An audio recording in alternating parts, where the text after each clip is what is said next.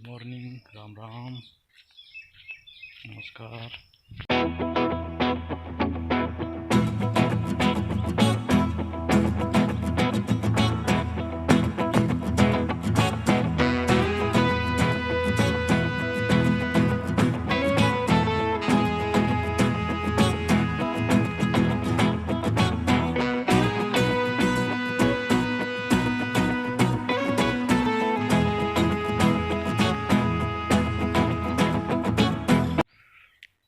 आज मैं आपको घुमाने वाला हूँ the beauty of nature forest, यानी कि जंगल की सुंदरता मैं आपको दिखाऊंगा। और बारिश का मौसम है तो पूरा जंगल बहुत एकदम हरा भरा हो गया है, चारों तरफ ग्रीनरी ही ग्रीनरी है।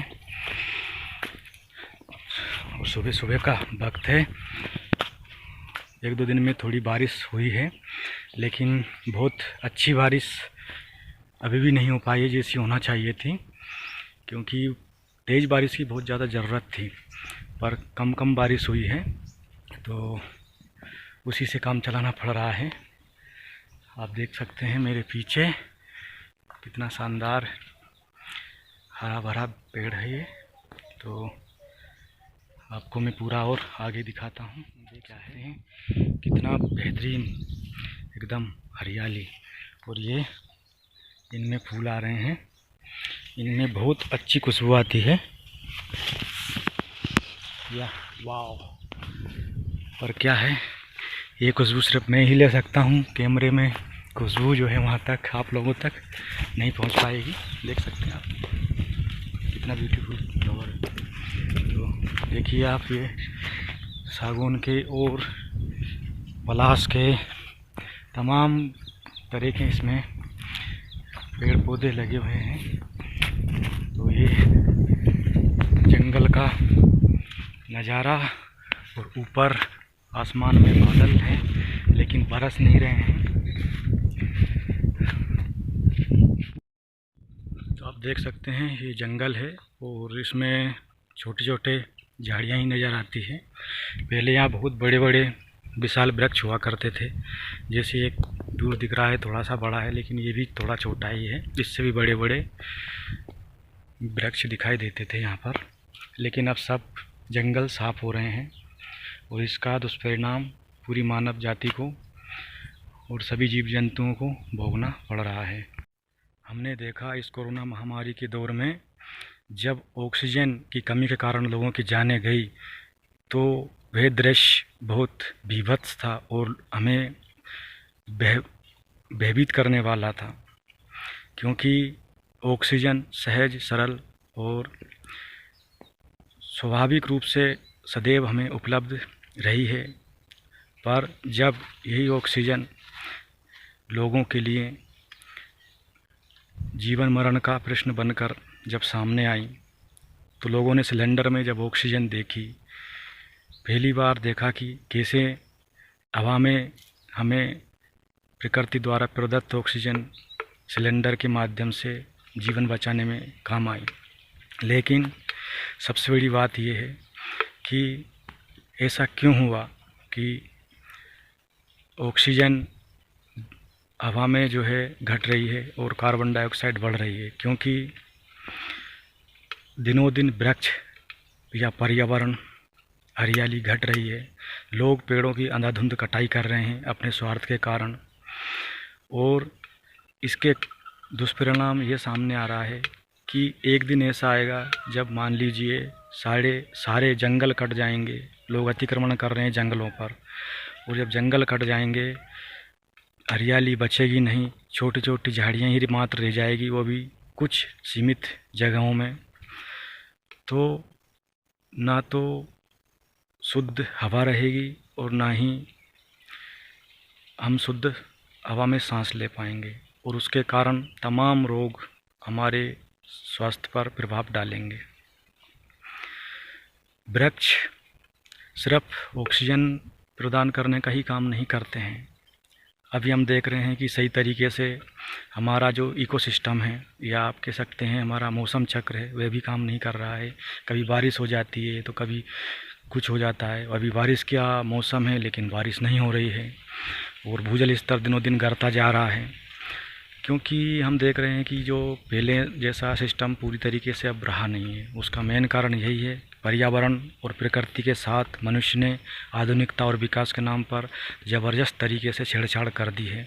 तो उसका दुष्परिणाम यही है कि प्रकृति अपना जो है प्रतिकूल प्रभाव दिखा रही है, जिसके कारण हमें अकाल या अतिवृष्टि या अनावृष्टि, बाढ़, भूस्खलन और अन्य प्रकार से सब कुछ देखने को मिल रहा है।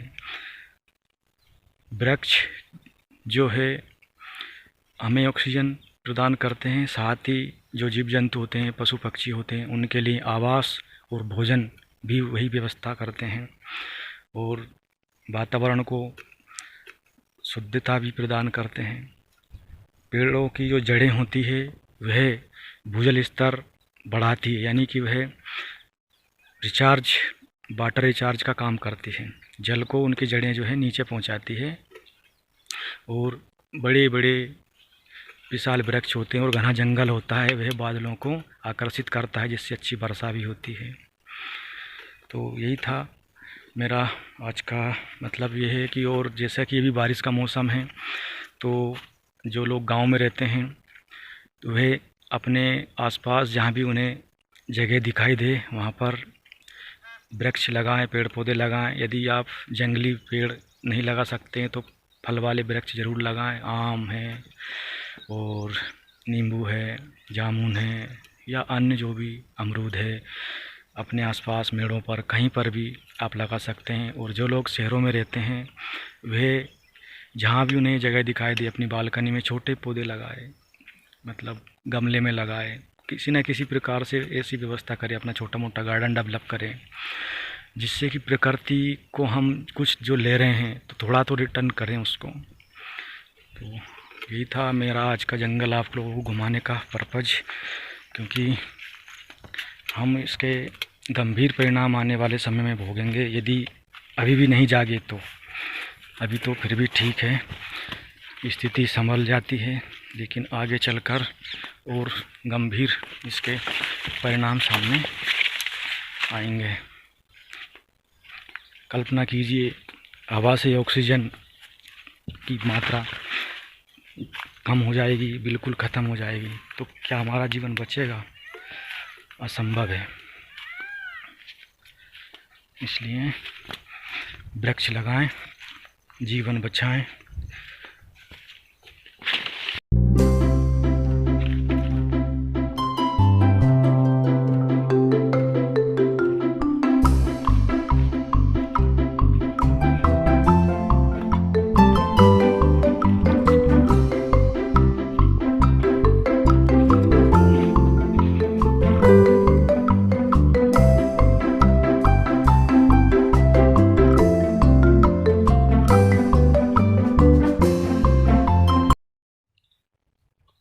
हमारे भारतीय समाज में शुरू से ही प्रकृति पूजक लोग रहे हैं और प्रकृति के संरक्षण के लिए उन्होंने जो व्यवस्था बनाई थी वह बहुत सुंदर थी। उन्होंने धर्म को इसका माध्यम बनाया और पाप से जोड़ा, वृक्षों को पूजने की परंपरा विकसित की, जिससे कि प्रकृति का संरक्षण किया जा सके। आज भी हम देखते हैं आंवला, पीपल, बरगद आदि वृक्षों को विशेष अवसरों पर लोग पूजते हैं और उनकी पूजा अर्चना करते हैं। पशुओं की भी पूजा होती है, गाय आदि की पूजा हम देखते हैं दीपावली आदि अन्य अवसरों पर लोग करते हैं। तो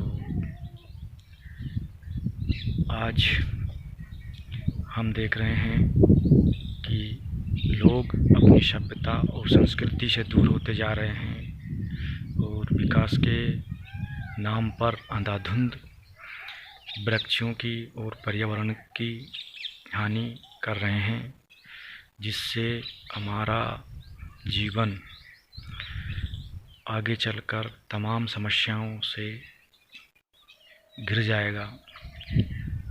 इसलिए हमें समय रहते हुए अपने जीवन को बचाने के लिए पर्यावरण और प्रकृति को बचाना नितांत आवश्यक है। तो आज का जो वीडियो है आप करते हैं समाप्त। आप हमारे वीडियोस को देखते हैं तो इन्हें लाइक करें, शेयर करें और सब्सक्राइब करें।